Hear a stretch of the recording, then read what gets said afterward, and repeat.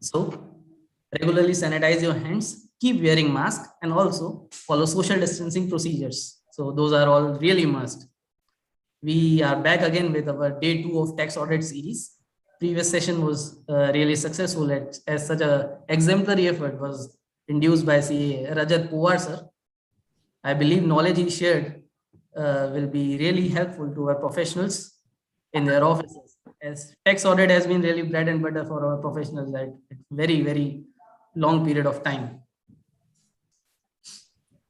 And like for the information of our professionals, yesterday's session was postponed to Wednesday due to this internet shutdown in the state of Rajasthan. So the last installment of this webinar is set to go on 27th of October. So I urge all the professionals to stay tuned because it will be going live on Wednesday, that is day after tomorrow, 27th of October. So I can see that many of the professionals have already started joining. Good evening to each and every one of you. Hello, Sadanand sir. How are you? Good evening, Vicky ji. Raghuram ji, good evening. Sat Sri Akal, Adab, Vanakkam to each and every one of you. So this is really a good news that professionals are coming together for the mutual power empowerment of the CA community. That's really a good news. So congratulations each and every one of you. Moreover, our previous session was really went well as per your feedback only. So thank you so much for your love and support.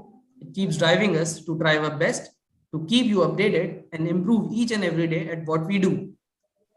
So if any of you missed our previous session or want to revisit it, it will be easily available on our Optotax YouTube channel. So to all the professionals who want to dive deep into the provisions of section 44 AB and also are keen to know about the presumptive taxation scheme can go and watch our last event, which is available on Optotax YouTube channel.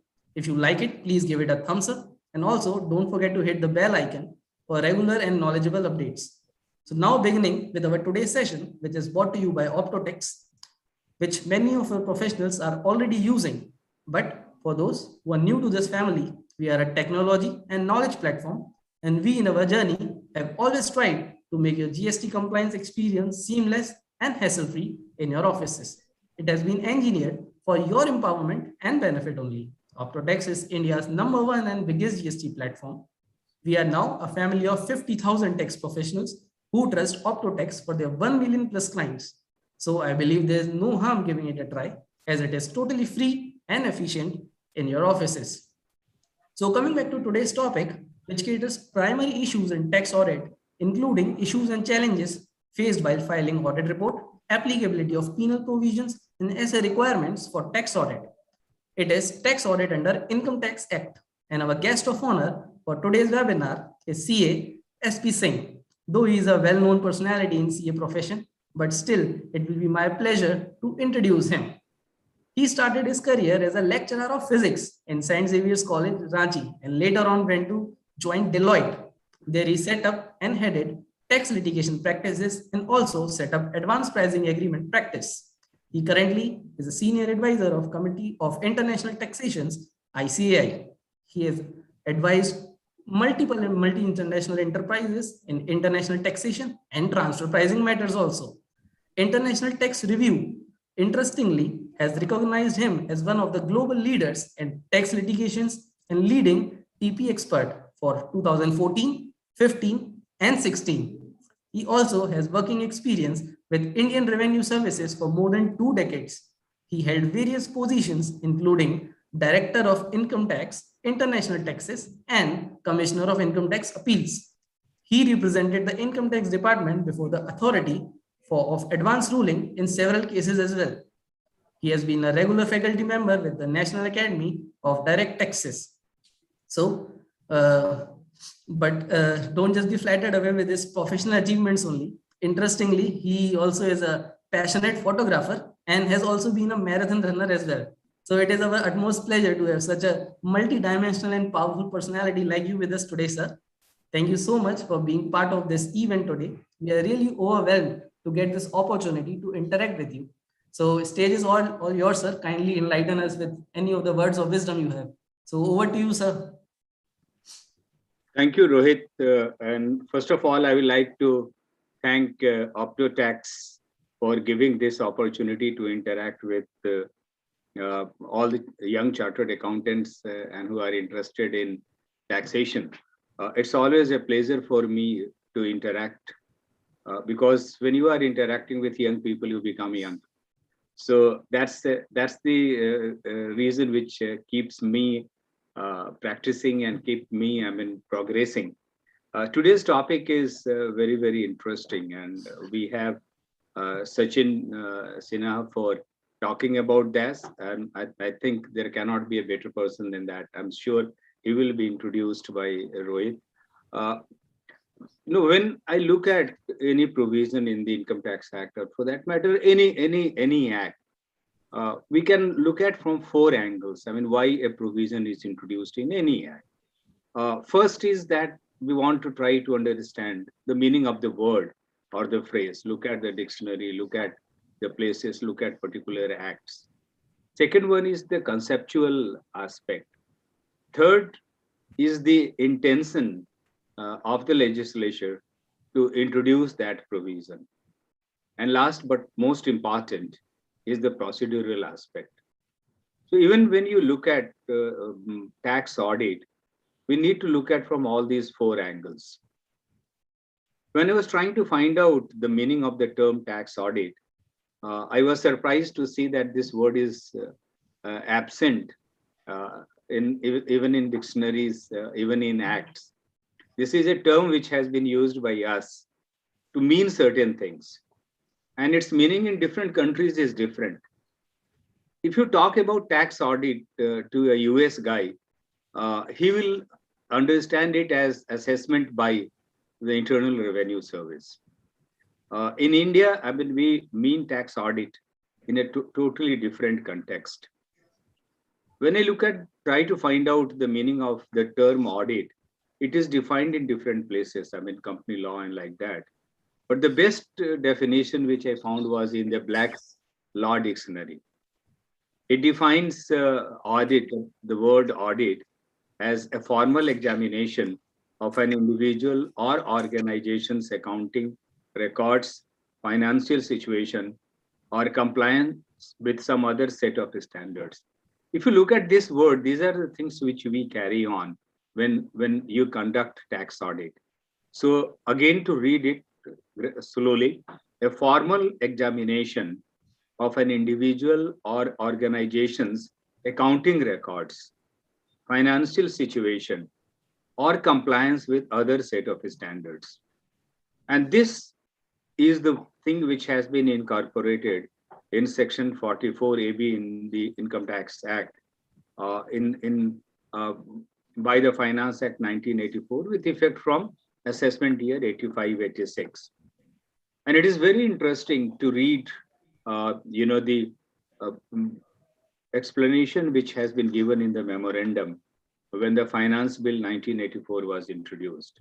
It says a proper audit for tax purposes. Excuse me for reading it, but I find that this will be very educative for everybody who wants to understand this.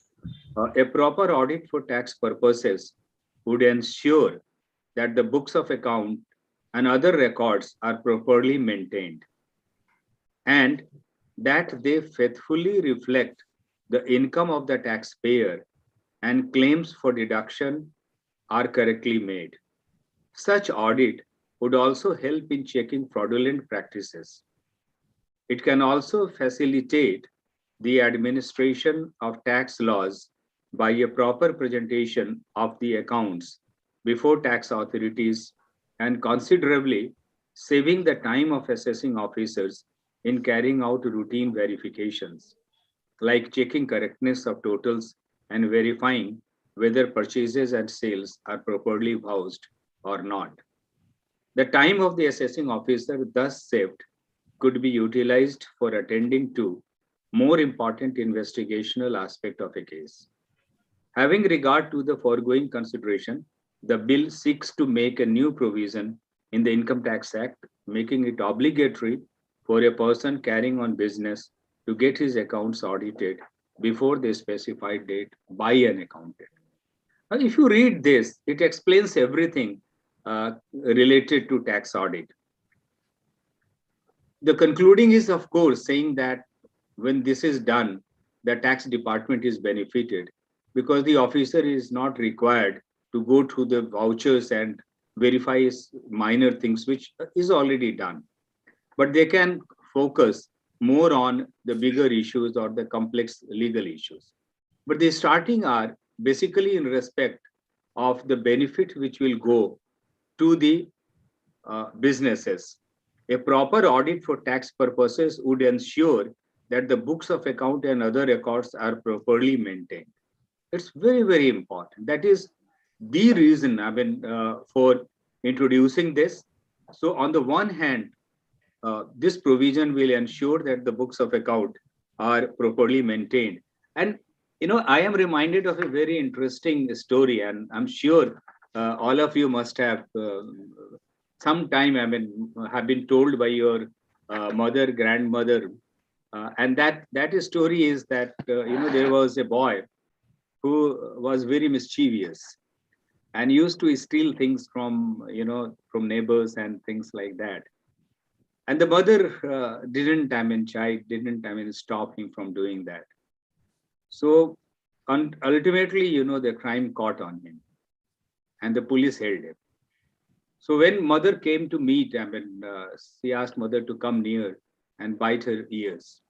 So she was, taken aback, and she said that I always loved you. Whatever you did, I protected you, and you were doing this to me today. He said, this is why I'm doing this to you today. Had you chided me, had you corrected me in the beginning, I would not have landed in the custody of police. So this is the lesson for tax audit. We need to chide, we need to correct, we need to ensure that the books of account are maintained properly and all the income, all the receipts and expenditure are correctly reflected in the books of account. That's the most important lesson, most important thing which is tried to be achieved by the tax audit. And take a step back and look at where we are. In fact, on 5th of August 2020, the Economic Times came out with a news item which says that 0.25% of all returns filed in 2018-19 were picked up for the purpose of scrutiny, which was down from 0.71% in 2015-16. So less than 1% cases are picked up for scrutiny. That is point number one. Point number two, in large entity, for the large entities where the volume of transactions are humongous, huge, the tax department cannot go through each and every item of receipt as well as expenditure. They depend upon the auditor who carries on audit, not only statutory audit, but as a tax officer under Section 44AB. And also please remember that there are a large number of transactions which are, or repatriation of money, which are allowed to go beyond our geographical jurisdiction only on the basis of the certificates which are issued by the chartered accountants. And there are many types of transactions like royalty fee for technical services, etc. If the tax is deducted at certain amount, they become the final amount. And even, on the basis of chartered accountant, without deduction of tax or deduction of tax at a lower amount or lower rate are allowed to be repatriated. And it is possible that they may be falling under 99% of the cases which are not picked up for scrutiny. So the money gone is gone forever. The country is the loser. We all are losers. So the responsibility comes on us. When I say us, Rohit, I'm using your introduction as chartered accountant, though I am not a chartered accountant. But working with the chartered accountants, I take the same responsibility, and I'm very much aware about the work which is being done by all of you. It's very, very. My hats off to each and every one of you who carry on the audit very diligently with full sense of responsibility to the country, because it is not only the soldiers which fight at the borders, but the people who protect the revenue in the country are the fighters for the country. Because until and unless there is money with the government, there will be no proper fight being given by us. And revenue is, as we all know, is necessary for any government to carry on the security, to carry on social activities. And money, so far as revenue is concerned, tax is a big source of revenue. And the government cannot monitor everything. And therefore, there is a dependence on the self-regulation by the clients. And the clients or the companies or the earner of income. They can't do those things. They depend upon us. They depend upon the chartered accountants to guide them. So here is a very great opportunity for us to contribute to the revenue, to contribute to the welfare of the country and to our countrymen. I have talked about the intention, I have talked about the meaning, and I have talked about the conceptual aspect. But so far as procedural is concerned, I feel I'm not as competent as Sachin to talk about it, who has the hands-on experience. He will be sharing in the next 1 hour about various provisions of Form 3CD, Section 44AB, Rule 6G, and all these aspects. Please listen to him very, very carefully. And you can listen to him subsequently also. The aspects which you need to remember are those which he will be underlining with full emphasis. Over to you, Rohit and Sachin. Thank you so much, sir, for letting all of us know the intent and purpose of tax audit. Already said that the learning of tax audit with the example of mother and son might have been noted by many of the professionals. So this was quite unique, but yet effective. So thank you so much for your wise words. Those were really appreciable. Now moving on, I'd like to introduce our faculty for today. He currently is partner of Prakash Sachin and Company, Chartered Accountants. He also has 20 years of experience in this profession. He has vast experience of domestic and international taxation and management consultancy. He has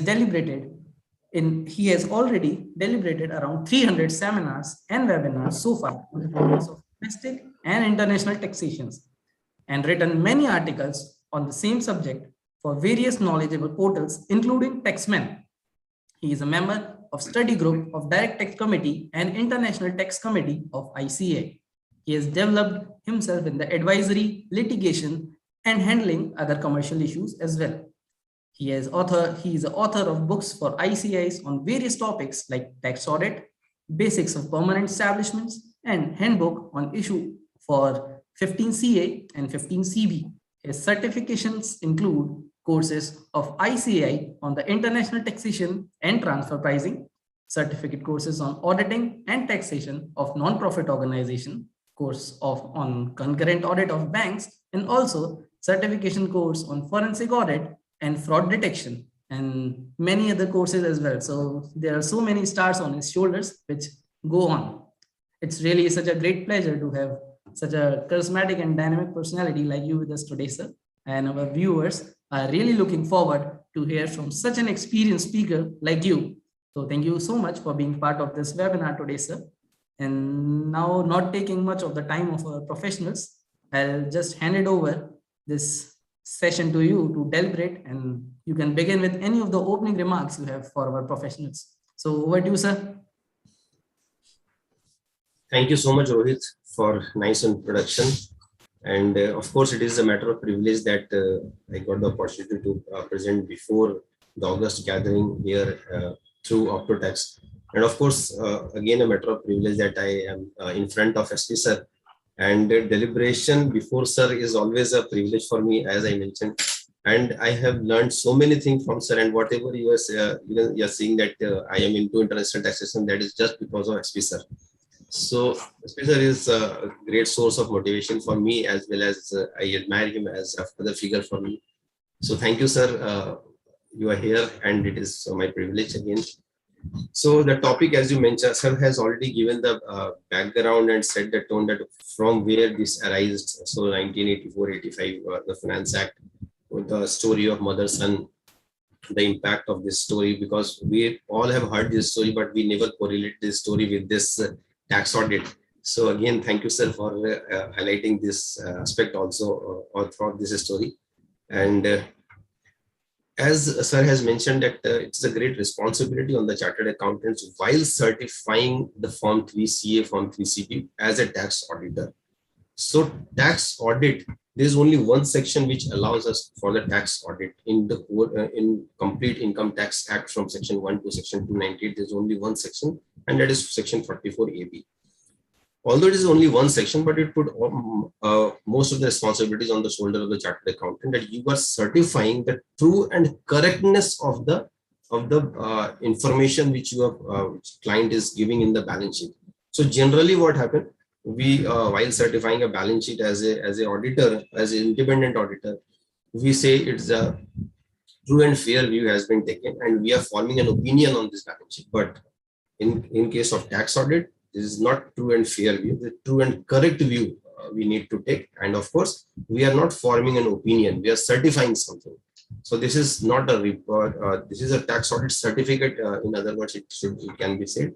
So while issuing a certificate, of course, it comes with the responsibility. And as sir has mentioned that when it was introduced, the idea behind this is to make the assessing officer some free hand, so that it should be pre-audited when it comes to the income tax officer. The pre-scrutiny should be done by the chartered accountants, but in terms of tax audit, and the department or the income tax personnel should work further on that part, like other implication on the loss of revenue and to catch them. But subsequently, government has realized that this aspect has already been covered, and now they have increased this limit from 1 crore to 10 crore. And if it continues, I don't know where it will go, but presently saying up to 10 crore, if you are complying the provision of Proviso clause of 44AB clause A, then you don't need to go for audit. And since you're not going for audit, so it will directly encounter with the income tax personnel. So it's a big challenge for the SSC as well. So this is the background of Section 44AB. My job today's the job assigned to me is to discuss the practical issues which the tax auditor generally face. So let us, since we have already discussed, the session was day before yesterday of Rajat sir, and I think day before and day after tomorrow is for Manoj sir. And these two are again as stalwarts. So of course they will give you the detailed procedural aspect. So my job is to give the practical issues. So let us start with simple question, and to make this interactive, I'll frequently raise some queries before the audience, and I would love to take the answers from the audience as well. And if you have any query, please feel free to stop me at that time, and you can ask the query. So, or you can put at the chat box, so that whenever I got the opportunity, I can answer your query. So with this background, let me share my presentation, and then we will discuss with the questions one by one.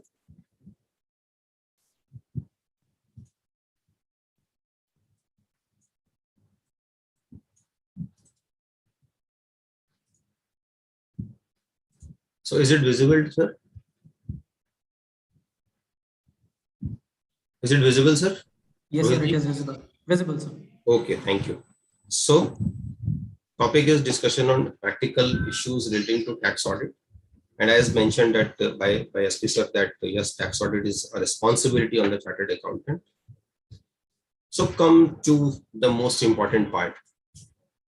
Because whenever we do the audit, of course, the professional skill and expertise is required.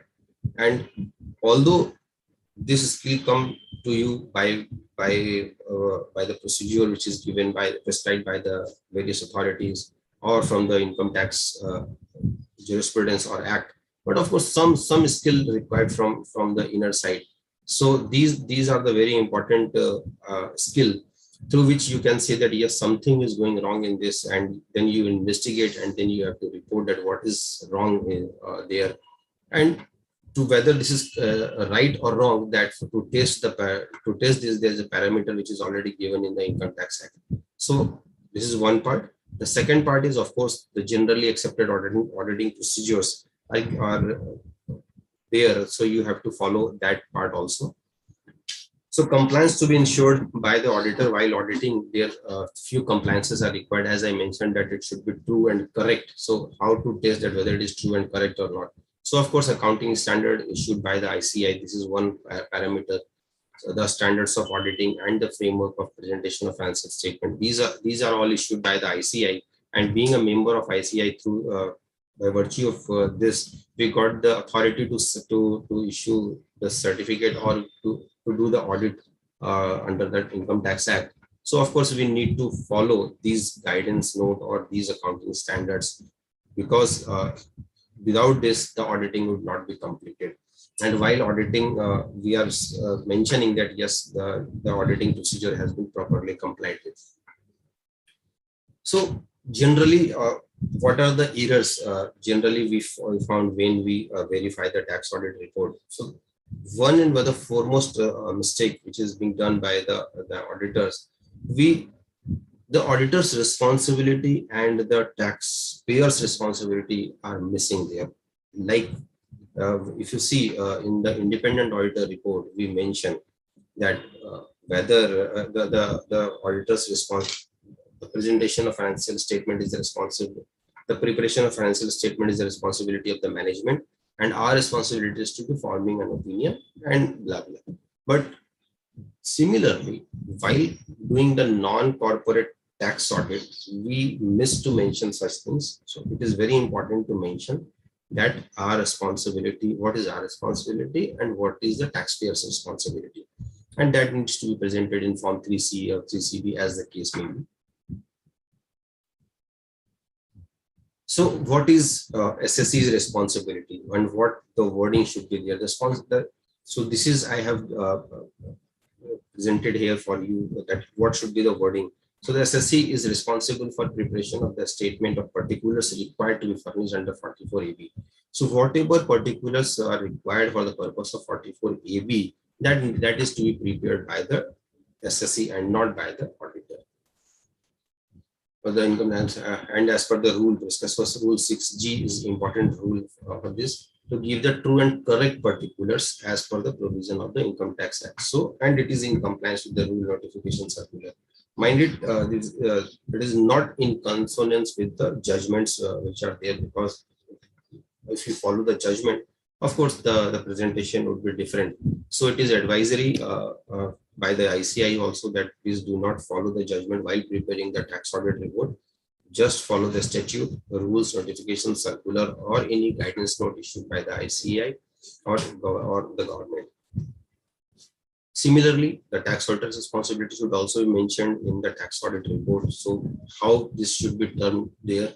We are responsible for verifying the statement of particulars issued. So we have given our scope as a tax auditor. So what is our responsibility? So we are responsible as a tax auditor for verifying the statement of particulars required in the to be furnished under Form 44AB, and that is to be annexed with 3CD and Rule 6G. So we have conducted our verification. So because it is verification part is important of the statement in accordance with the guidance note on the tax auditor report under Section 44AB of the Income Tax Act issued by the ICI. So whatever audit you are doing, the verification you are doing, please keep a guidance note of ICI with you handy, so that while referring to any issues, please while encountering any issues, please refer to the guidance note at that point of time, so that you can be able to understand what the institute is guiding in this situation. So this is one part. Now come to so this is the basic background we have discussed about the 44AB and how to start the audit, what the report should contain as far as concerned with 3CA, 3CB. So now we'll discuss the section and we'll also understand the intricacies therein and the issues related to this. So up to last year, before this amendment, the section of the section 44 AB was there, and which was very simple in reading, that it starts with every person carrying on business. So while there are 5 parts, so first is for business, second is for profession, third is again for business, fourth is for profession, and fifth is again for business. So which comes from 44 AD clause 4. So this is very simple way to understand. So we are in the first situation, and this is for business. So carrying on business shall, if his total sales turnover or gross asset, as the case may be, comma, is in business exceed ₹1 crore in the previous year. So up to 2020, this was the only line which was there, but there are so many issues in it. So carrying on business. So that is already mentioned at what is business. If his total sales turnover or gross assets, what is the meaning of sales turnover or gross asset? So let me pose a very simple question before you, and I'll like to take answer from the audience as well. That assume your turnover is 90 lakh rupees and the GST is 16.8, so around 20 lakh rupees. So total is 1 crore 10 lakh rupees. So whether this is auditable or not. So while talking about while talking about a turnover, so what is the meaning of the turnover? Whether it includes GST or without inclusive of GST. So this question, this I can pose. I posed before you, and of course, if the audience can, if the participants can answer this question, it would be very helpful to me, because to understanding the meaning of sales turnover gross asset is very important to understand what is the threshold. So threshold is already 1 crore. I have discussed this. So what we should include in this and what should not be included in this. So of course, a few answers are there. Some are saying yes, some are saying no. So gross turnover, of course, while saying gross turnover, so the wording is not gross turnover. The wording is turnover, and with receipt it is gross. So we cannot say that gross sales, gross turnover. So it is only sales turnover or gross asset. Now the question arises, since these 3 important terms is not defined in the Income Tax Act. Since it is not defined in the Income Tax Act, so the person who are auditing or who is interpreting this section, how they can test the threshold limit?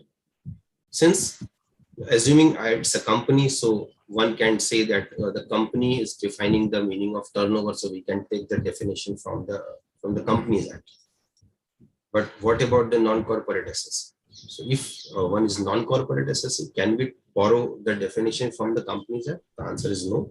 So from where it should be taken? So someone says that it should be from the GST law. So however, the GST law is talking about the supply and not about the sales. So again, the sales definition is not there. So from where it should be taken? And if assuming, some answer we received that it should be from the erstwhile sales tax law. So if you go for the erstwhile sales tax law, the state-wise definition was different or maybe different. So of course, it again creates some ambiguity. So well, it is again not advisable to refer this part. So it's the biggest question, that whether it should be inclusive of tax or without tax. And this this discussion was reaches to the various courts also, and court has given the view that the meaning of sales turnover or gross asset should be taken from the common parlance or the general commercial understanding what we generally use in the business terms. So assuming if I say that my turnover is 5 crore, so 5 crore, when I say, I'm saying that it, of course, it is without GST. So it's a common understanding. So we can, the court said that since this is the term which you use as in the commercial parlance, so it should be without tax. But if you refer the judgments, all judgments are prior to ICDS. So what would be the position after ICDS? Because after ICDS, the revenue recognition is there, and whilst testing this revenue recognition, it is of course, the term revenue is defined. Again, the total sales turnover of gross asset is not defined. So can we take the value from here? So I can say that since it is talking about the revenue, so it is not saying about sales turnover gross assets. I will not refer to that definition. Now, Institute ICI has in the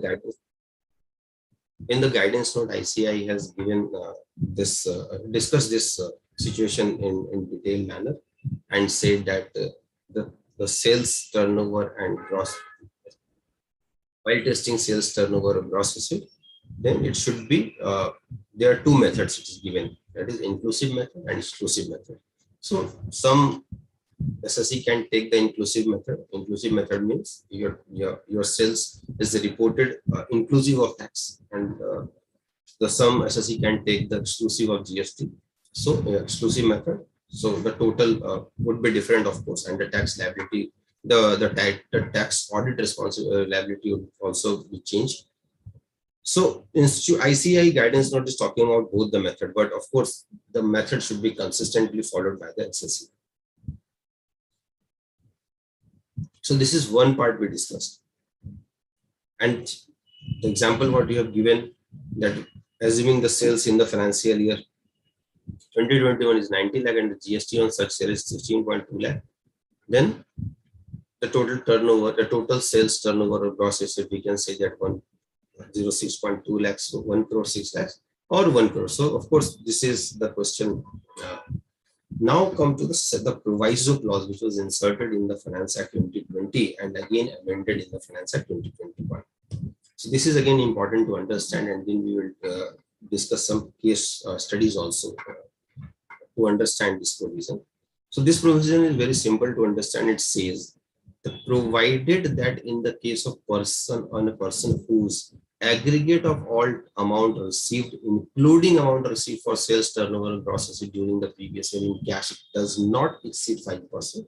So it says, if the total receipt, if the cash component in the total receipt is less than 5%, and the cash component in total payment is less than 5%, then this 1 crore should be read 10 crore.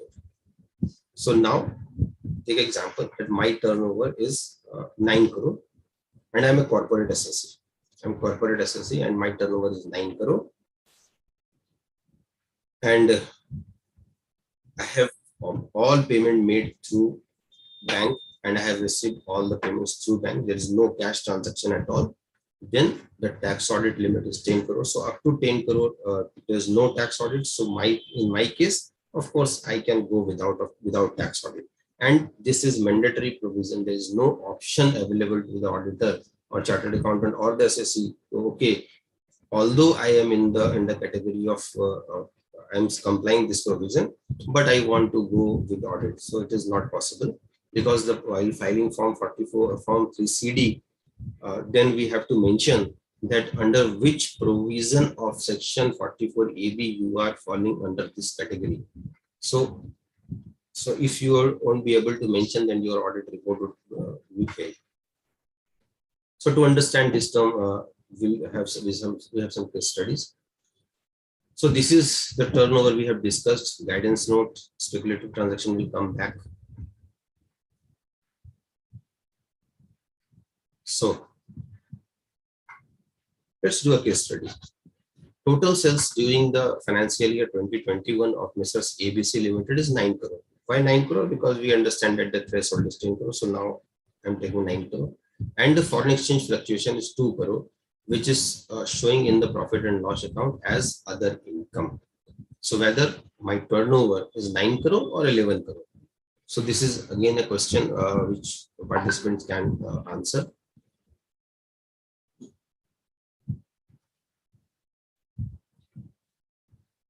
So come back to the issues. Okay. So this was what we have discussed so far, that is relating to the proviso clause of 44AB clause A. And this proviso is only limited to section 44AB clause A and not continue to the other provisions of section 44AB. as you know that these are very important, there are few important transactions, and most of the chartered accountants can get the query from their client that I am doing some transaction on Demat through Demat account. And as you know that for doing this business, you don't need a infrastructure, only you need a computer with an internet, and you can register with any share trading company, and through this you can start doing this business, share trading business. So there are two type of businesses in respect of share trading, to the best of my knowledge, what I understand. It's speculative and non-speculative, we can classify into this. So speculative means ultimately it is settled otherwise than by the actual delivery. So there is no actual delivery. Since there is no actual delivery, then how to determine the turnover? So to determine the turnover, of course, the guidance note of the ICI is given with a very excellent example, and this is and through this we can determine the turnover. So total of positive and negative. So negative should be negated at that time, and assuming there are 10 10 is positive and 5 is negative, so the total is 15 and not 5 for the purpose of this calculation. And if it exceeds 1 crore rupees, or then the tax audit would be applicable. But since in these transactions, of course, all transactions are through the banking route, so of course the limit would be 10 crore, and if it exceeds 10 crore, then the tax audit would be required. And at the same time, it is important to discuss that 44AA would also apply, and you are liable to maintain books of accounts, because most of the cases it has been seen that while filing Form 3CD, the question is whether you're liable to maintain books of accounts or no. So yes, in that case also you're liable to maintain books of account. However, the department generally accept the bank statement and thus the demat statement of the stockbroker. But it cannot be said that you are not liable to maintain books of accounts. So delivery based transaction, what we so the second is the first one is speculative, where the delivery is not required. The second is whether delivery based transaction. So delivery based, when we talk about the delivery based, of course, whether your intention was to take the delivery or not, that is immaterial. So once the delivery is there, you are into delivery based transaction, and in that case, the purchase sales should be considered. So whatever whatever amount is there for sale, that is total sales, and whatever you have incurred for purchase, that is purchase, and the difference is your profit. So total sales, while talking about total sales, assuming you have made a turnover of, let's say, 100 crore. So 100 crore you use turnover, because in case of share trading, of course, the turnover generally used, because in transaction it rotates money very fast.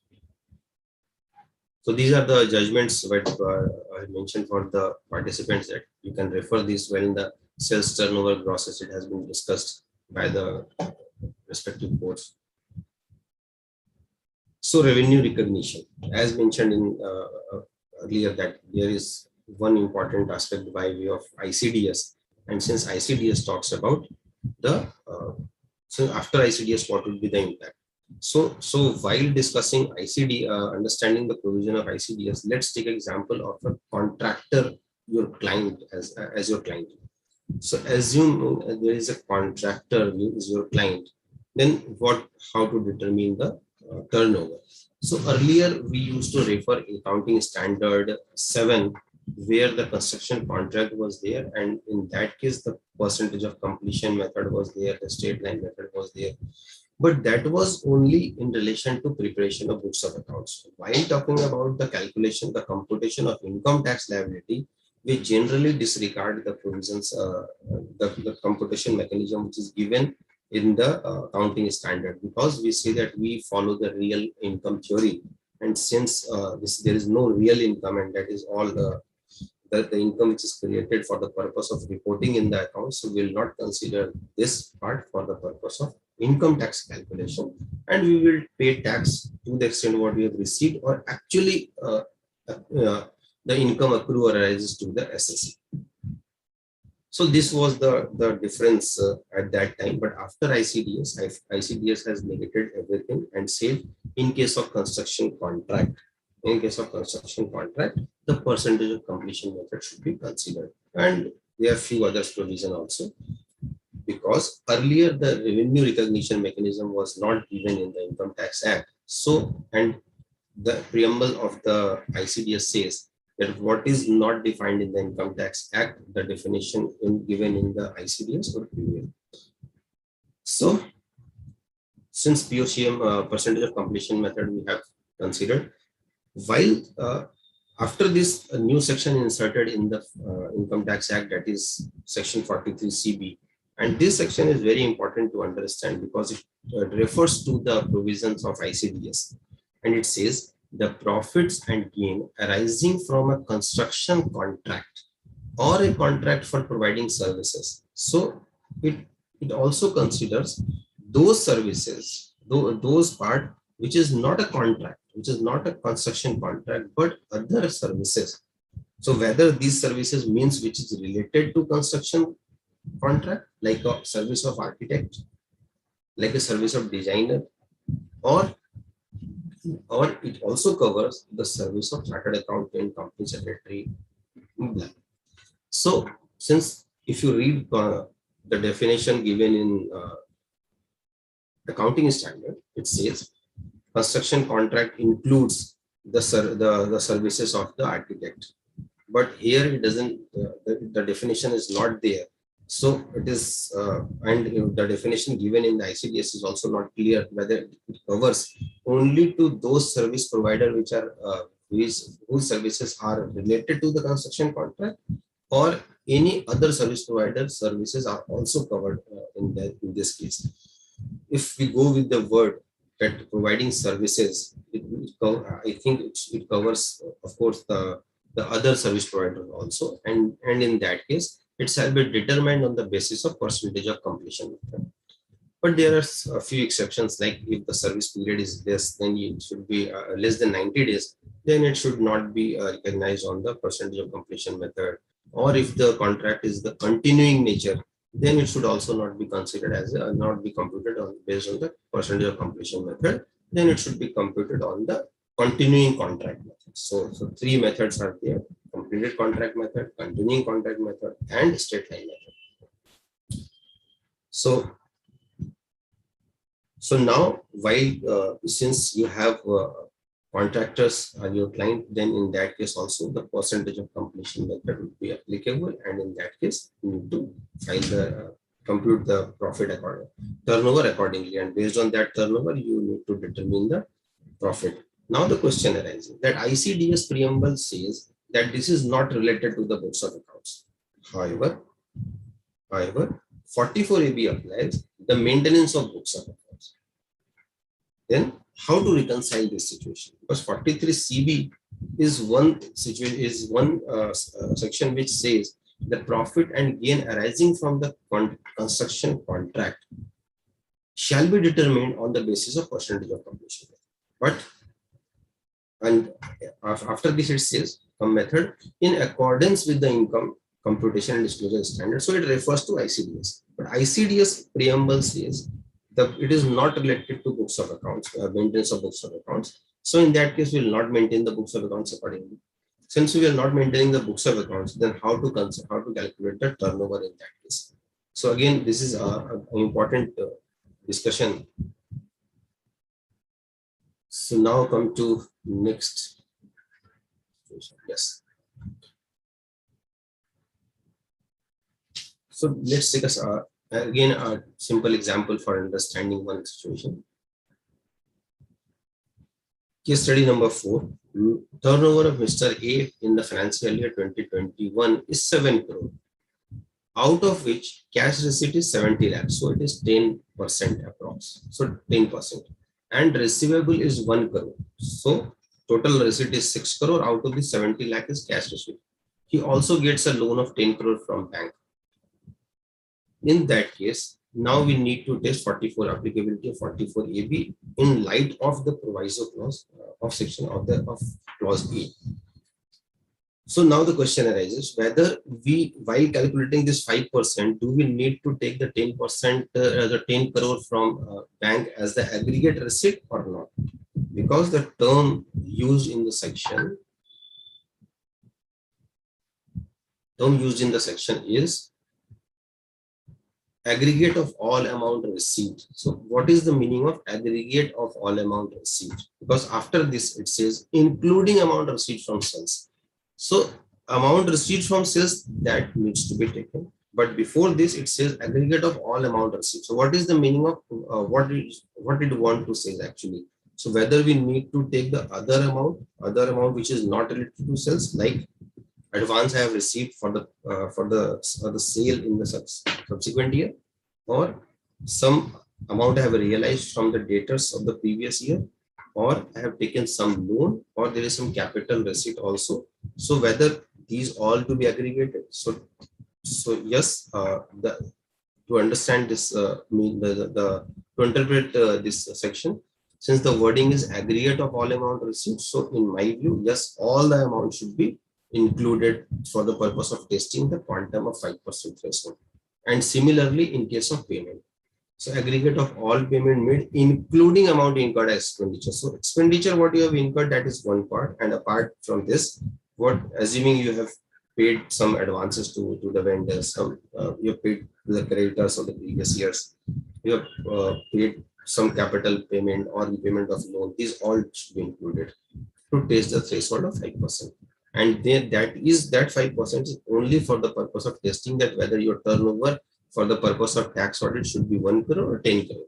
So once you fall under this, it may so happen that your turnover is more than 1 crore, but you are out of tax audit because you satisfied the condition, the twin condition of the proviso clause of 44AB. And if it doesn't satisfy that, of course, the tax audit would be there. And it is important to note that this section is applicable to all SSE.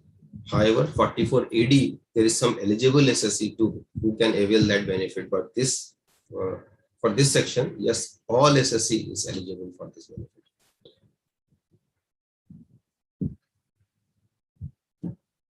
So to understand, there are few case studies are also there that can be done by the participants. So come to the proviso subsection 1 we have discussed, 44AB clause 1, clause A.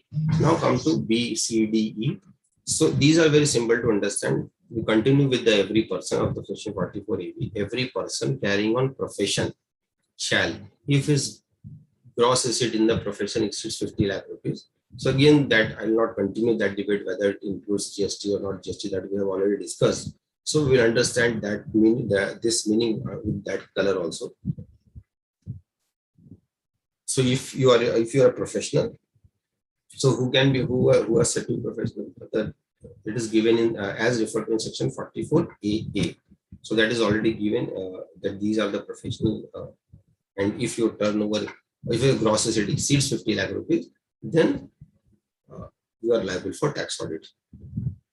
Carrying on the business shall, if the profit and gain from the business are deemed to be the, so presumptive taxation are applicable on few sections like 44AE, BB, BBB. So BBA, BBB are also, the BBA is also there, but that in that section this this clause doesn't apply. So because in that section the percentage of profit is given there, and that is not on the option of the SSE. So that is to be declared at the percentage given in that section.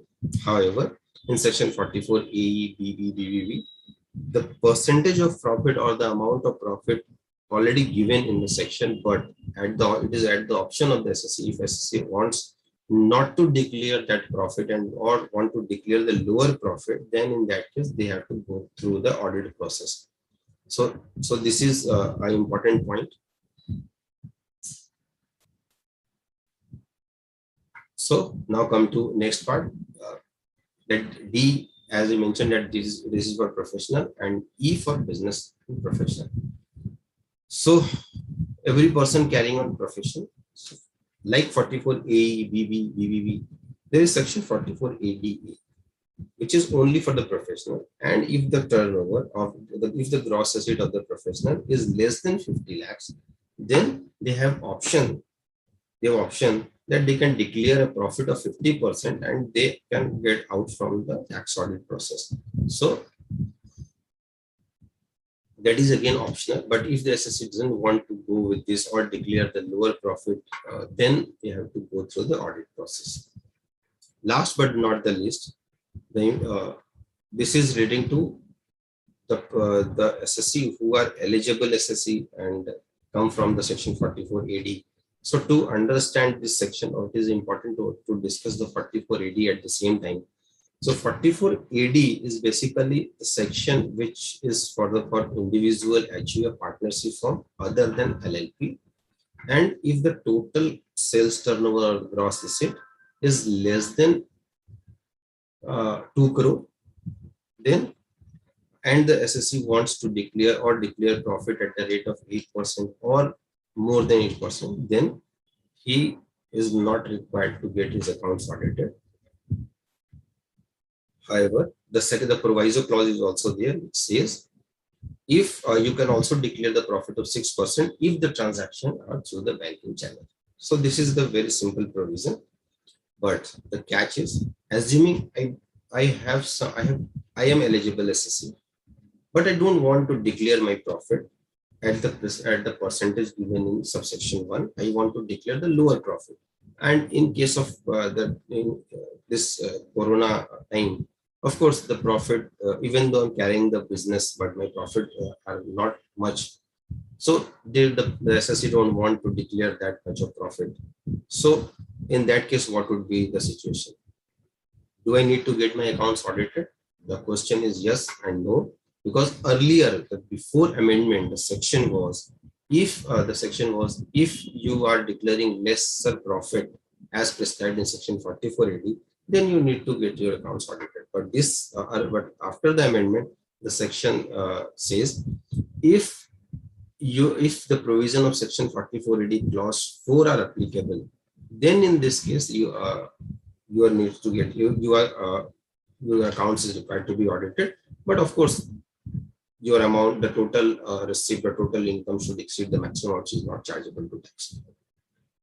So to understand section 44 AD clause 4, this is important. We will discuss it later. So as far as it's concerned to section 44 AB, these are the 5 points, and there are few practical difficulties and issues are there, but I have discussed before you just now.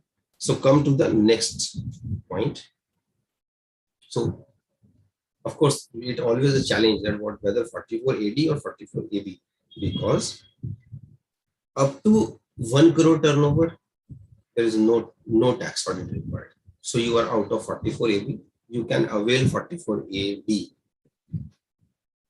If your turnover is more than 1 crore but less than 2 crore, then you have two pillars. One is 44 AB and another is 44 AB.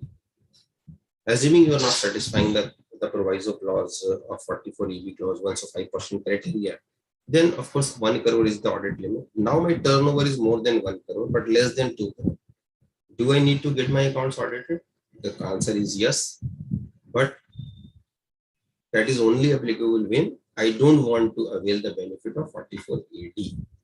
If I want to avail the benefit of 44 AD, then I am not liable to get my accounts audited under 44 AB. So this is only the gap of 1 crore rupees. So up to 1 crore to 2 crore, the discussion is there. Before 1 crore, there is no question of 44 AB. You can avail 44 AD, and even if you don't avail 44 AD, anyway you will not fall under 44 AB in the first year itself. Now come to the turnover which is more than 2 crore. So if your turnover is more than 2 crore, you are very much in 44 AB only and not in 44 AD, and then you need to test that whether you are satisfying the 5% criteria or not. If yes, then you are out of tax audit. If no, then you are in tax audit. The simple thing. So now we will discuss only that 1 crore part. So what section says? 44 AD clause, what 44 AD clause 4 says. But it's important to understand this gives the route from 44 AD to 44 AB. So it is important to understand 44 AD for AB first. So provided that section 44 AB shall not apply to the person. who declares profit and gain for the previous year. So the proviso clause is given in section 44AB itself. It says, provided that section 44AB, so this section shall not apply to the person who declares profit and gain for the previous year in accordance with the provisions of section 44AB 1, and his sales turnover in gross is less than 2 crore. So 2 crore is the threshold. So the wording is very important, in accordance with the provision of 4481. So this means if I want to not my accounts audited, if I don't want to get my accounts audited, then I need to declare profit in accordance with the provision of section 4481, that is 8% or 6% as the case may be. Subsequently, the question may come to your mind that what if the profit is not declared in accordance with, I want to declare profit at a rate of 4%. My turnover is less than 2 crore and I want to declare my profit at the rate of 4% and not at the rate of 8%. Then what would be the situation? Of course, I am out of 4480 because I am not satisfying the provisions, the criteria which is mentioned in the given provision. Then do I automatically come to 44AB? The question may be yes, maybe no, that we will discuss again. So this is important to understand what was the provision before amendment and post amendment. So prior to 1st April of 2017, this is the year where the amendment comes in. Section 44AB of the Act provides that every person carrying on the business is required to get his accounts audited if his total sales turnover gross asset in the previous year exceeds 1 crore. That is very much simple. And the threshold for applicability of 4480 was increased to 2 crore from 1 crore with effect from 1st April 2017. That is related to 1718. So this area is actually the debate lies in. Further, at press release, it was clarified that if an eligible person opts for presumptive taxation, now I want to go for presumptive taxation because my turnover is less than 2 crore. He shall not be required to get his accounts audited if the total turnover or gross asset of the relevant previous year does not exceed 2 crore. Further, section 44AB amended to exclude the eligible person who declares profit for the previous year in accordance with the provision of 44AD. So this is important that the profit should be declared in accordance with 44AD. Then only you can opt for that section. Otherwise, automatically you are out. But whether out from section 44AD, can it be said that I automatically fell in section 44AB? For the first year, the answer is no, and the subsequent year, the answer is yes. Why so? Because the section at 44AD, clause 4 says so. Section 44AD, clause 4 says, where an eligible assessor declares profit for any previous year in accordance with the provision of section 44AD. So till then, I am declaring my profit as per the provision of section 44AD, no issue. In the year. So when the assessor declares the profit of any 5 relevant assessment year succeeding such previous year, not in accordance with the provision of 4480, the moment I am out from 44 or I opted out from 4480, or I can say that I am not declaring the profit in accordance with the provision of section 4480 clause 1, then it can be said that subsequent 5 year you compulsory go for tax audit. So what would be the position for the current year? So what would be the position for the previous year? In the year I am not declaring the profit in accordance with the provision of 44AD clause 1. So this is a comparison where you can see that the two proviso clauses are there, basically in 44AB. One we have discussed, that 44AD, one, if the profit is declared in accordance with the provision of section 44AD and his total sales turnover gross is less than 2 crore, then you are out of tax audit. For the second proviso, the language is something different. Although the intention is to keep not to cover the that category in the audit purpose, but the language is something different. This section shall not apply to person who derives income of the nature referred. So here it says the nature referred in section 44 BBA. If you are deriving the income in the nature referred to in section 44 BBA, then you are out of 44 AB, irrespective of the fact that whether you want to go it for not, because there is no option is given in that section. However, in section 44 AD, this option is there. So the question, this question arises that whether I should be in the tax audit category or non-tax audit category. So up to 5 we have discussed. So for 44 A, B, clause A, B, C, D, E we have discussed. And after this, 2 proviso clause, proviso 1 and provided further to proviso 2 we have discussed. After this, the language is, see the language of the section. If you are falling under any of the categories, then get his accounts audited. So get his accounts of such previous year audited by an accountant.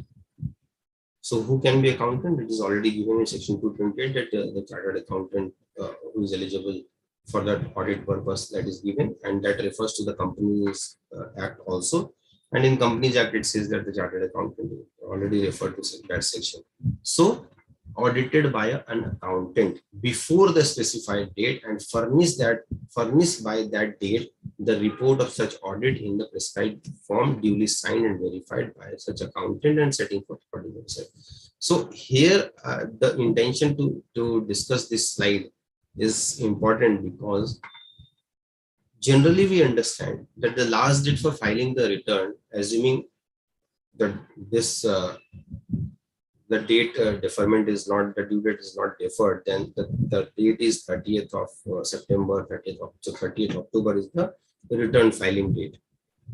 So if the 30th October is the return filing date, then what would be the last date to sign the report? So it says get his accounts audited before the specified date. So what is the meaning of the specified date? So specified date is defined in the explanation in that section itself, which says specified date in relation to the accounts of the SSE of the previous year. Relevant to the assessment year means 1 month prior to the due date. So what is due date? Due date is 30th October. So 1 month prior to is 30th September. If 1 month prior to is 30th September, so it should be audited by the auditor before the specified date, and the specified date is 30th September. So it should be on or before 29th September and not 30th September. However, we have seen so many reports other than corporate SSE report, because for that purpose we need to govern an AGM, so the dates are different in that case. But in the non-corporate SSE, we have seen that maximum cases that the report are signed on the 30th of September. So this is to my understanding, it should be signed, it should be audited before the specified date. And of course, because in the report or in the return, you have to while filing the return, you have to mention whether you are liable for tax audit.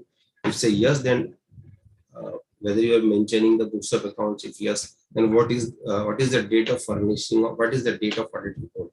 In that case, if you mention that the 30th September is the date of audit report, then of course the question may be asked by the department, then why should not be 29th or prior to 29th?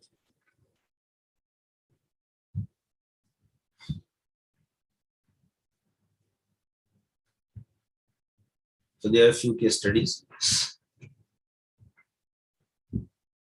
So let's understand one case study.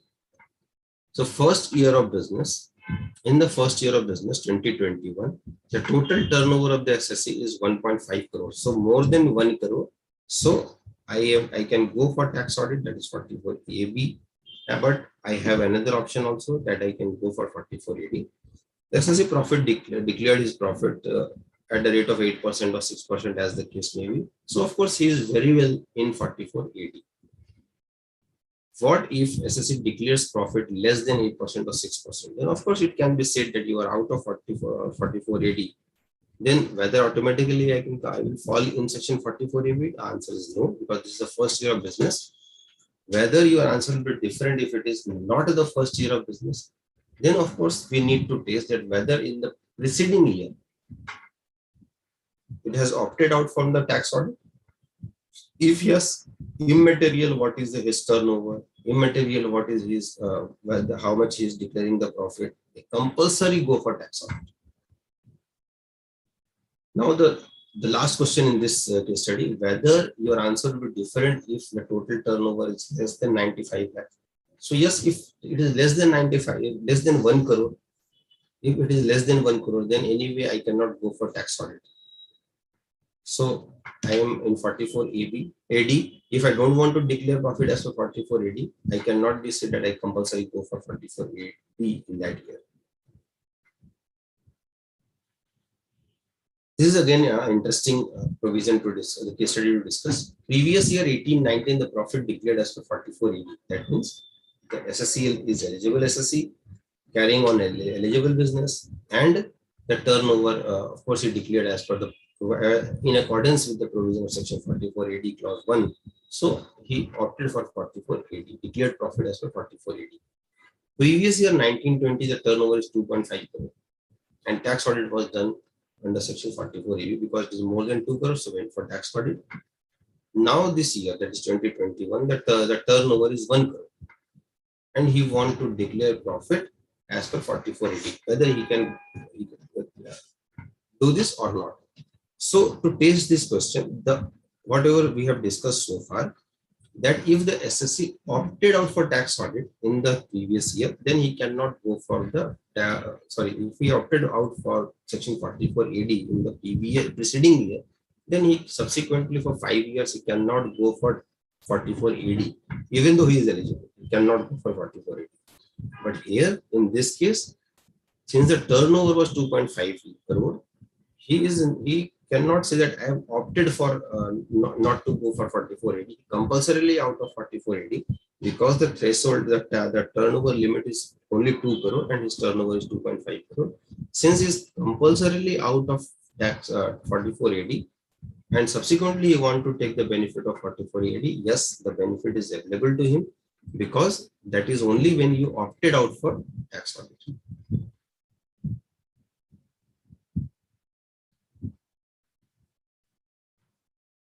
So this is so far we have discussed in relation to the provisions of section 44 AB.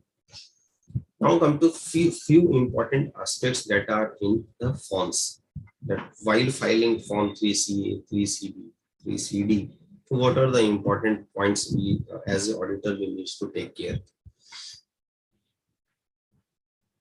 So form 3CA is applicable. It's a general understanding that it is applicable when your accounts is required to be audited under any other law. So we can say that yes, if it is a company and the accounts is required to be audited under the Companies Act, so you form 3CA would be applicable in your case. So similarly, if the account is required to be audited under the in case of LLP, then of course form 3CA would apply. And similarly, if it is a non-profit organization or the section 1860 trusts, then it can be said that in that act the accounts is required to be audited, and in that case also you are not required to file 3CB. So the form 3CA would be there. However, there are few situations where we can see that although it is a corporate SSC or although their books of accounts are required to be audited under the different law, but they need to file 3CB and not 3CA. So I can recall at this time the two situations. One is assuming your company incorporated in the month of January 2020. Yes, your company incorporated in the year 2021. So January 2021 incorporated a company, and in 3 months span of time you made the turnover of, let's say, 12 crore. Then of course there is more than 10 crore. The question of tax audit will be applicable. Now the question arises, do I need to file 3CA or 3CB?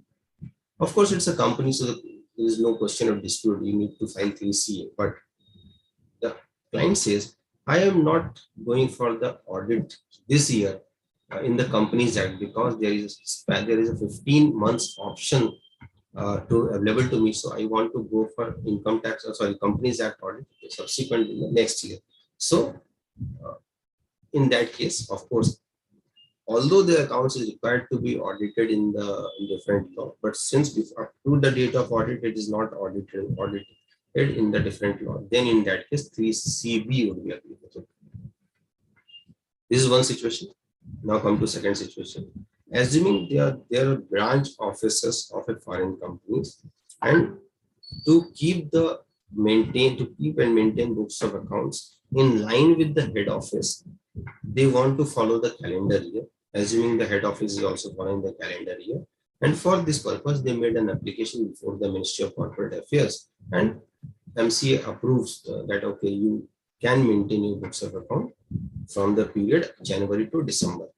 Now the question arises, although it is a company, their accounts is required to be audited in the different law, in the other law. In that situation also, you need to issue Form 3CB and not 3C. So these are two examples I have given to you. There may be other situation also, which I'm not able to emphasize at this point of time.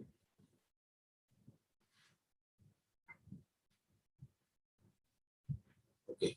So now what we have mentioned in the earlier discussion, that you need to what are the important points you should mention in the Form 3C and 3CB.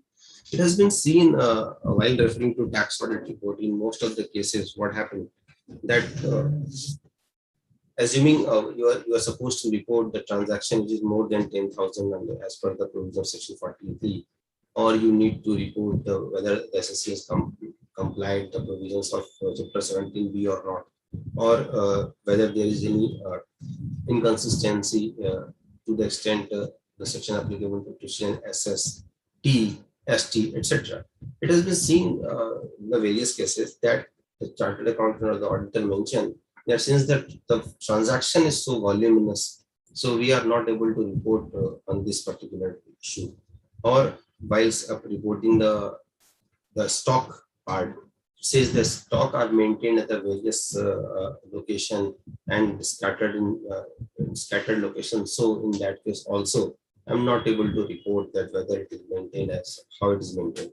So to avoid litigation, because of course this is not the right way to answer the question which is asked in the Form 3CD. If you are not able to answer any question because of your limitation, and that limitation is not created by you, because of the limitation can be said that the SSC not provided the detail to you, or the details are not maintained in such a manner so that you can report something.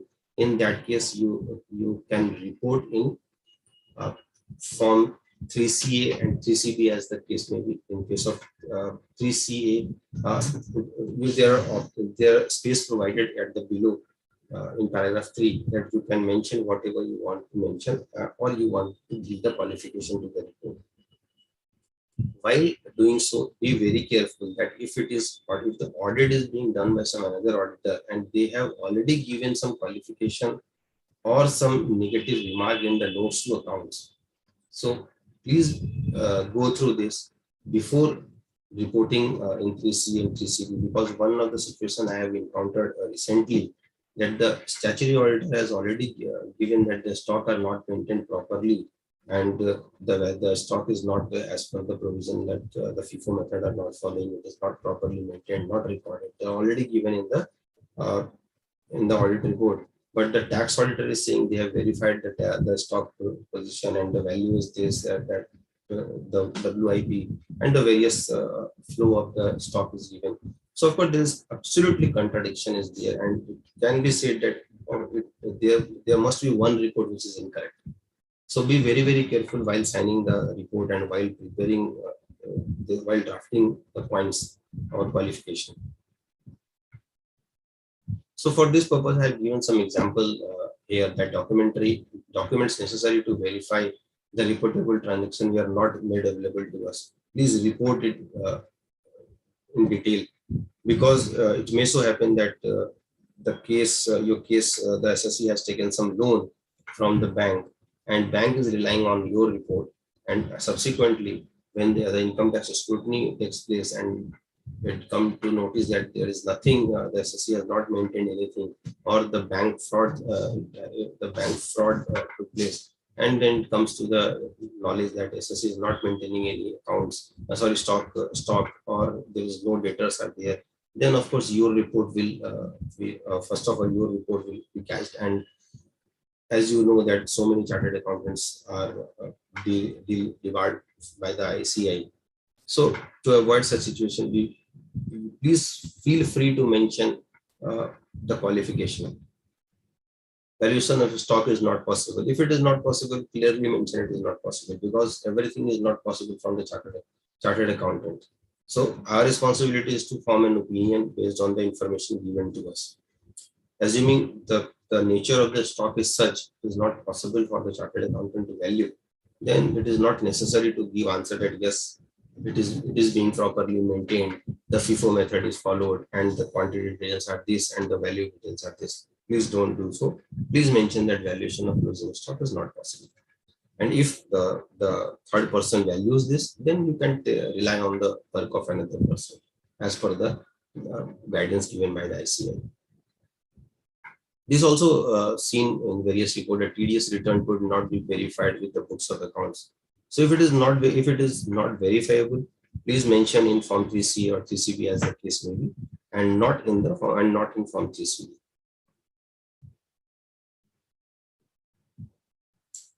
Creditors under Micro, Small, and Medium Enterprises Act are not ascertainable.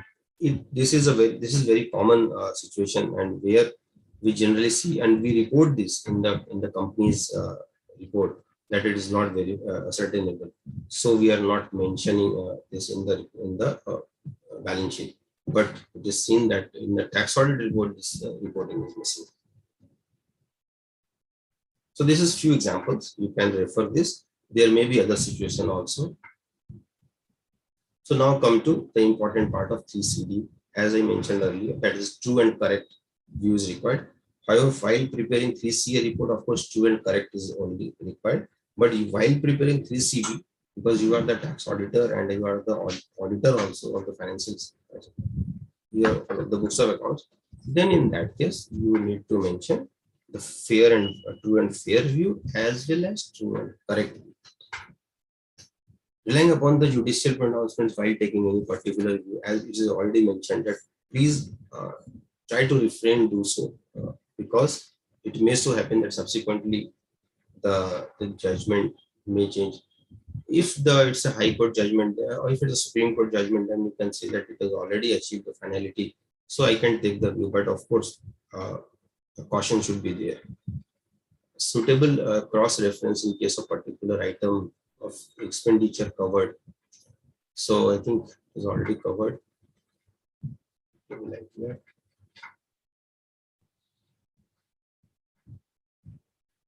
So now come to few important points in 10-15 minutes on Form 3CD.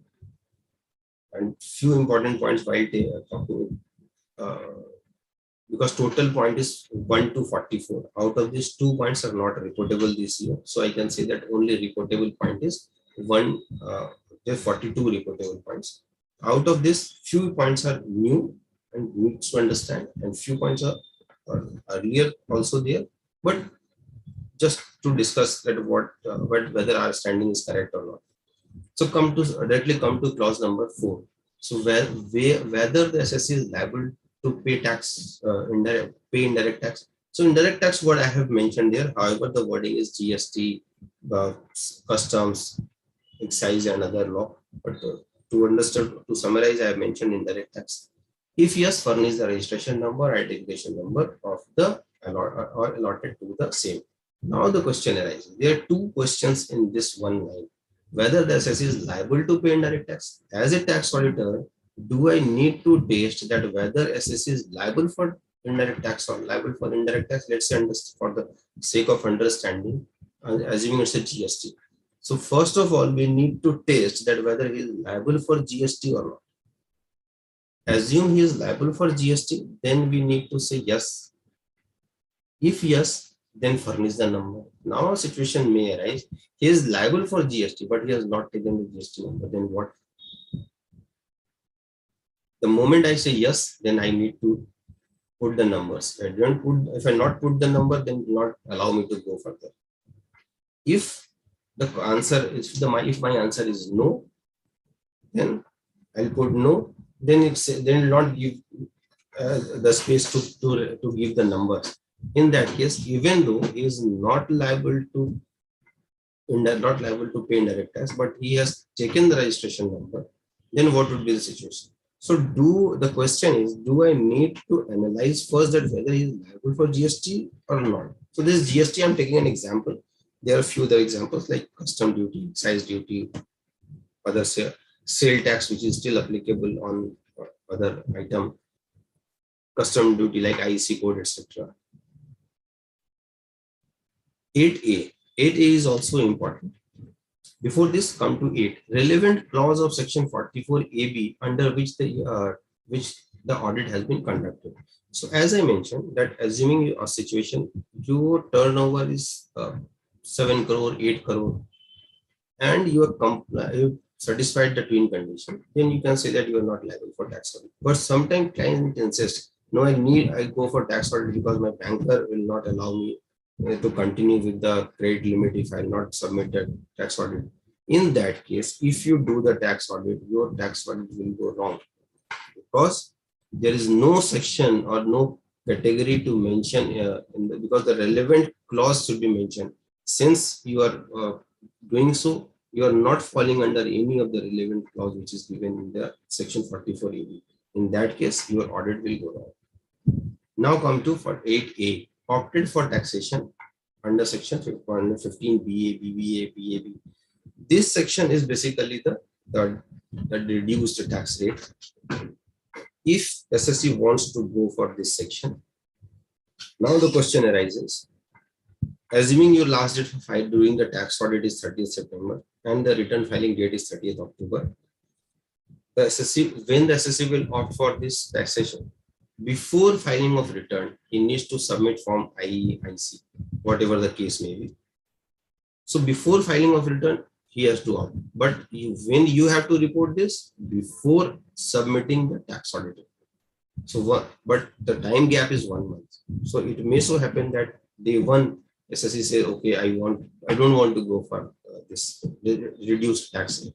Subsequently, he decided to go for reduced tax rate. Then your report would go wrong because there are few other points also where this the applicability of this admissibility and disadmissibility of the certain item is to be reported in that particular clause. And if SSC says, I want to go for this, and you admitted something and disadmitted something, and subsequently SSC did not want to continue with the reduced provision, then again the report will be challenged. So it is advisable, please take a management recommendation letter before signing the report that what SSC wants to opt. Subsequently, if you want to change his mind, he is free to do so. The auditor is nothing to worry about that. The next point is very important because further the question is whether it's a firm or AOP or LLP. If you say it's a firm, then whether the profit sharing ratio, is there any change in profit sharing ratio? If yes, then what are the changes and what are the impact of such changes? So till now there is no issue in that. If there is any changes, please report such changes and you can continue. But now in the Finance Act 2021, there are two new sections inserted, that is 9B and 45(4), and that is in relation to the reconstitution of partnership forms. So assuming all the partners are there, but internally they have changed their profit sharing ratio, then it is also considered as reconstitution of the firm. And by virtue of this, any partner gets some money or any asset, then of course the situation may arise that the taxation under section 9B or 45(4) may apply. That is the income from business or the capital gain may attract. So while filing, while reporting this provision, we have to take extra care that whether this section 9B and 45(4) is also attracting in this case or not. Next point is also important. Nature of business or profession. This is very simple question and we are reporting this since long. Well, nature of business and profession. If say it's trading, manufacturing, whatever, then the next question comes: is there any change in the change in nature of business? If yes, so what is the impact of such change? So now the question arises: what is the meaning of change in nature of business? Earlier, I was in trading of gold. Now I am in trading of iron. So can I say that there is change in nature of business? So to my mind, there is no change in nature of business, only the change in product. Or I can second example I can take that earlier I was a trader, now I want to become the wholesaler or become the manufacturer. Earlier I was importing the material and selling domestically. Now I am importing the material and exporting it also. So whether it is change in nature of business. So you have to take your decision by applying the skill that whether whatever you are reporting is there any impact of such change in the profit and loss account? Why so? Because if there change in nature of business, of course it will hit the gross profits ratio or the net profit ratio. If it is so, the department will definitely ask the question that previous year, preceding year, your profit sharing gross profit ratio was, let's say, 20%, but this year your gross profit ratio is 30%. So why not I go back in the preceding year and say that preceding year also your profit should be 30% and you reported only 20%. So case should be picked up. So it should be very careful. You should be very careful while reporting the test what you want to say. And yes, there is change in nature of business, and due to such change, the profit sharing, the profit ratio has also changed.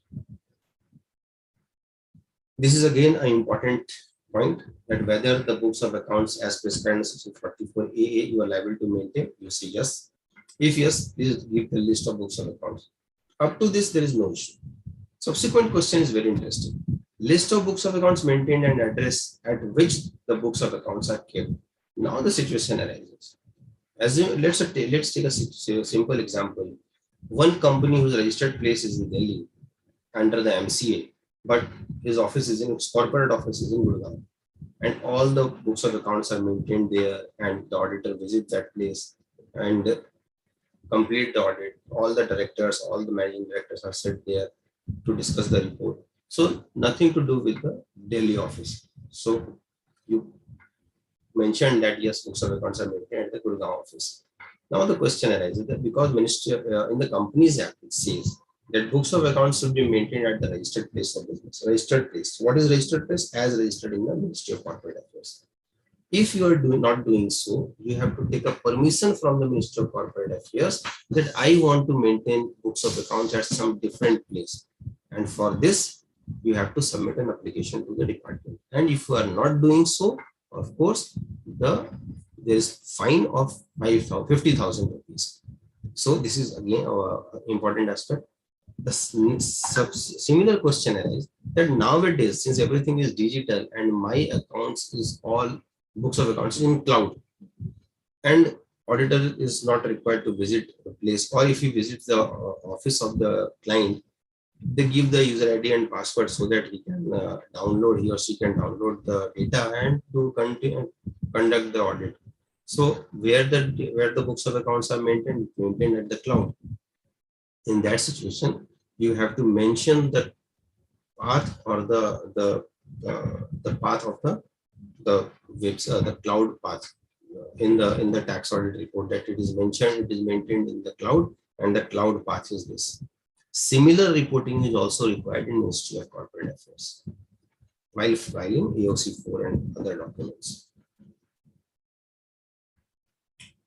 So this is up to this we have already discussed method of accounting. So now come to the important part, that is ICDS reporting, because it is already there in tax audit report and in two parts. One is you have to quantify if there is any effect of ICDS, and then you have to give the disclosure. So disclosure is also very important because ICDS talks about the disclosure part. So disclosure should be there, otherwise it will not be completed. To my mind, there are few transactions which will definitely fall under this category. Like if there is stock, of course it will fall under this category. If there is foreign exchange, of course it will fall under this category. If there is borrowing of loan, of course it will fall under this category. And I understand that these three transactions are very common in the business house. So let's talk about the inventory. While talking about inventory should be reported, including all taxes, all duties, what you have paid to bring the stock at its present location and condition. It should be included as per the section, as per the Proviso section 145A and ICDS 2. However, accounting standard says that those taxes which are recoverable should not be included in valuation of stock. So of course the difference would be there, and due to this difference, the profit, I cannot say the profit will change, but of course the reporting should be there.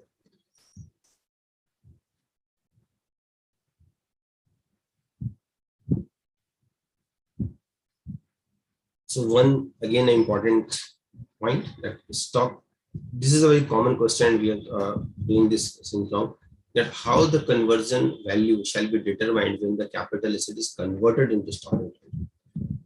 If, so this question is related to if the capital asset converted into stock in trade. What if the stock in trade converted into capital asset? So earlier or till now, this reporting is not required for the purpose of 3CD report.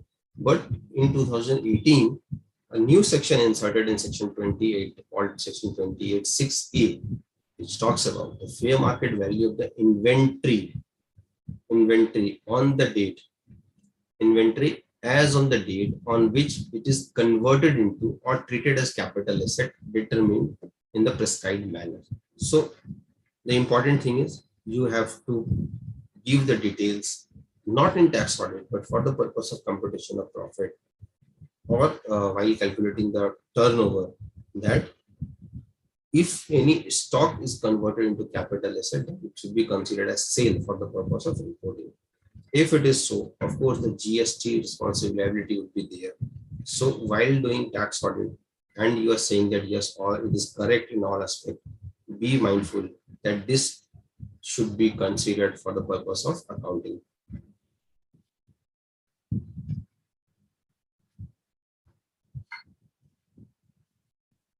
Again, a very important question which is often received from the various practitioners, that whether reporting is required in case of sale of personal property also, or do we need to report the personal investment, like the SSC has invested or taken in life insurance on which ATC deduction is available, and there is clause in tax audit report where it asks that whether is there any ATC deduction or chapter 6(a) deduction is available.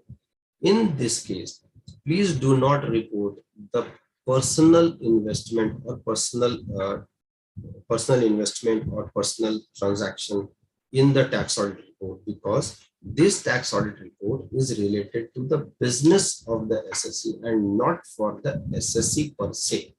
So while doing so, if the SSC has routed such transaction through the bank, through the books of accounts of the business, then we can say that since it is routed through the business, then we have to report this. If it is not routed through the business account, then please do not report this in the tax audit report, because this report is only related to the business of the SSC and not for the SSC per se.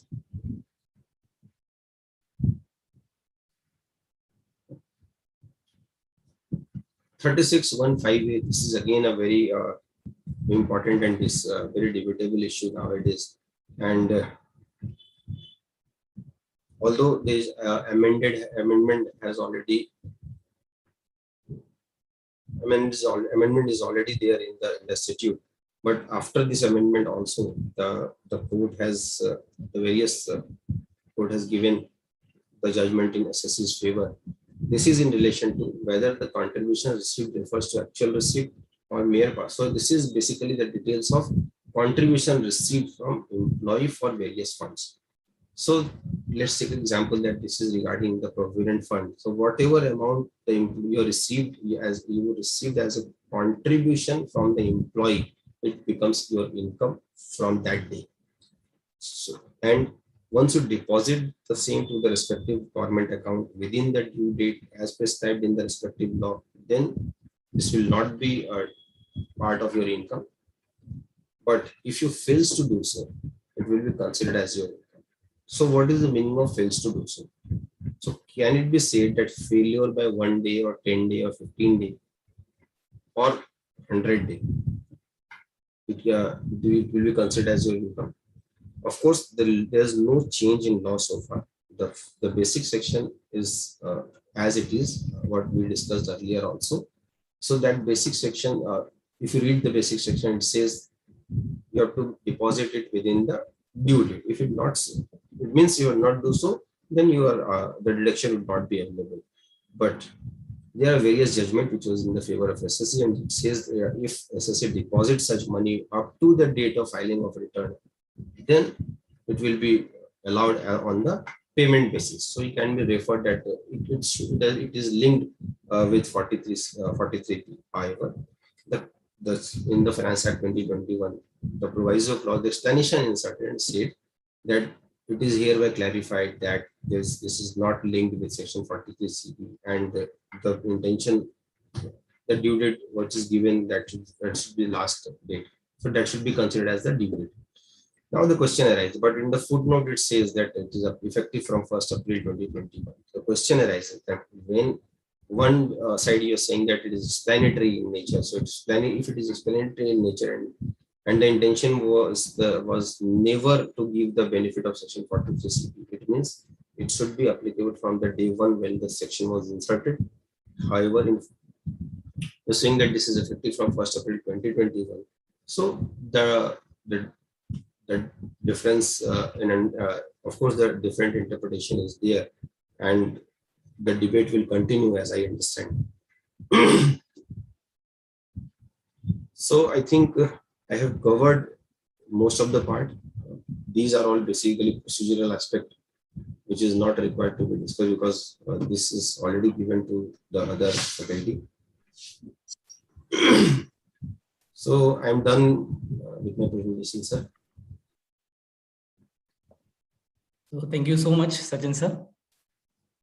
It was really an insightful session because you really gave us deep insight about section 44 AA, AB, AD, and forms 3CA, 3CB, 3CD, and when they are used and what are the challenges which are faced by professionals. So I hope professionals must have taken really something important out of those all the discussions which we had. Thank you so much. It was deliberated with full justification. Thank you again for this so much of intellectual session. And to all our professionals, because all of your love and support, we are bringing a webinar on overview of insolvency and bankruptcy code on 31st October, 4 p.m. So to all the professionals, I urge, please stay connected who are really willing to crack the IBC exam. It will be really helpful because the points will be which we'll be covering in that webinar will be helping you to crack the examinations. Okay, so to all the participants who have missed today's webinar, you can watch it on Optotax YouTube channel. It is available on our Optotax YouTube channel. If you like it, please give it a thumbs up, and there will be so many regular updates coming by your way. So thank you so much for being part of this webinar. To all the professionals, please stay connected, keep using Optotax, be safe, be healthy, keep hustling, keep using Optotax. Bye-bye and good night. Good night, everyone. Thank you so much. Thank you, sir. Thank you so much. Good night.